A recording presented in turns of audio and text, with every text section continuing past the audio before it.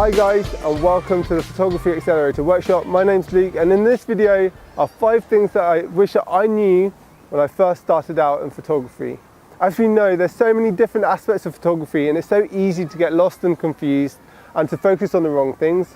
So this video is all about making it simpler and to add a lot of clarity and the things that I wish I knew when I first started out at photography. So let's get started, shall we? Shooting in manual does not make you a great photographer. And what do I mean when I say this? Well, I always look at photography like a chef and preparing a meal. Now, you could be the best at chopping vegetables, making them nice and slim and thin and finely cut, and you can do it really efficiently. Doesn't mean it's going to be a beautiful meal. It's the knowledge and know-how of combining flavors and seasonings and cooking it to the perfect temperature.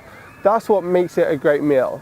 The cutting of the vegetables definitely helps, but it's just a small part of it, and it's exactly the same shooting in manual mode. By all means, you might have the perfect aperture, shutter speed and ISO, and technically it's a perfectly exposed image, but what about the creativity, the soul, the composition, the idea behind it?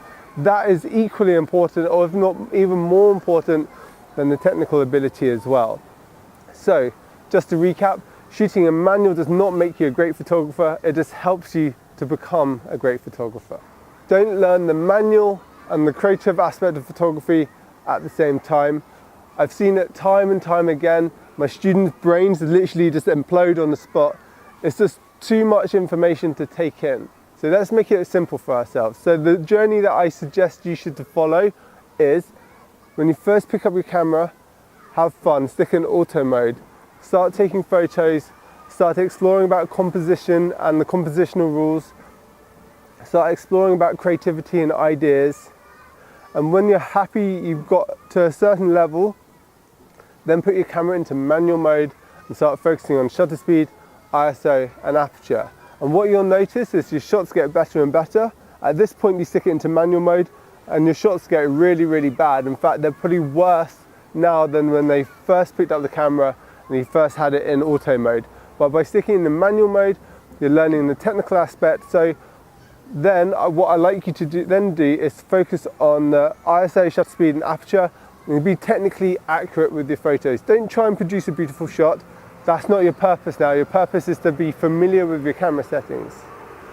Over a period of time, you become familiar with your camera settings, then you can start incorporating concept and creativity with the technical know-how, and that's how you produce truly remarkable shots. That's also how I learned the technical and the creative side of photography, by breaking it up into 2 distinct areas.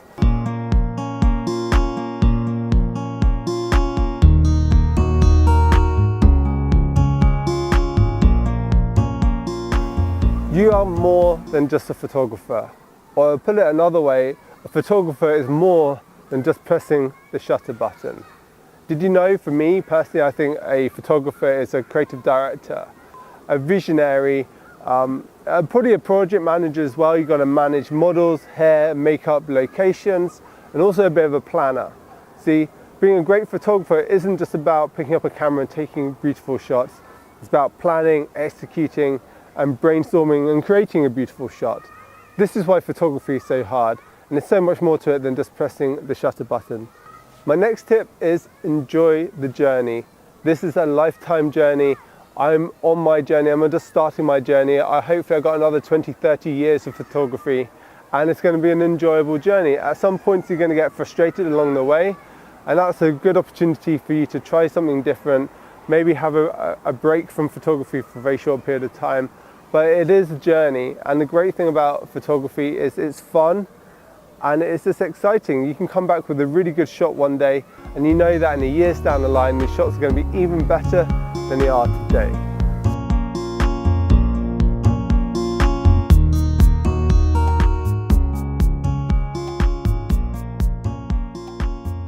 Critiquing your work is a really, really important thing to do, and not many people do this, and I'm not too sure why, and no one really talks about it. But critiquing your work helps you understand why you took a really good photo, but it also helps you understand why your photo wasn't very good.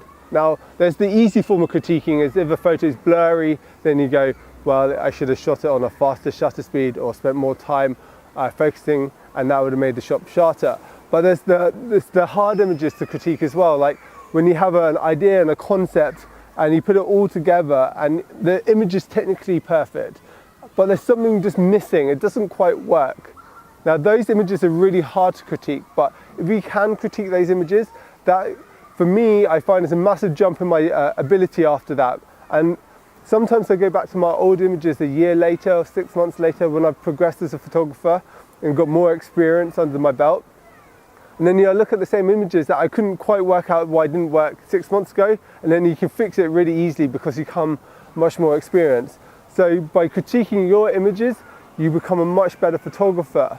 But one thing I really like to do as well is critique the work of master photographers as well. Who is it that you really admire in photography? Well, you can critique their work. All their secrets are there, laid out in front of you. You just have to decodify and work out exactly what it is that makes their imagery so great. By doing this, you can then take on their techniques and tips, and you can make your imagery much stronger as well. There you go. Those are my top 5 tips that I wish I knew when I first started out in photography. I hope you found them really useful, and don't forget to like and subscribe to our channel, and I can't wait to see you in our next video.